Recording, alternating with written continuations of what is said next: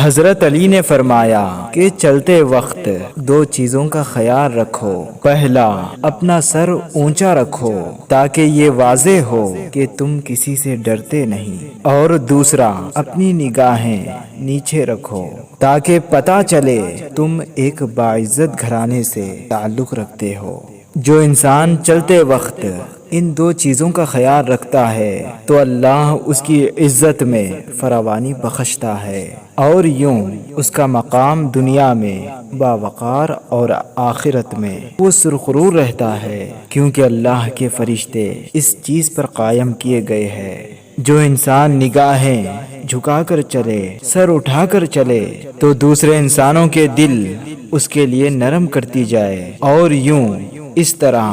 ہر وہ انسان جو اس انسان کو دیکھتا ہے جس میں یہ دو عادتیں موجود ہوتی ہے تو اس کی تعظیم کرنے پر مجبور ہونے لگتا ہے۔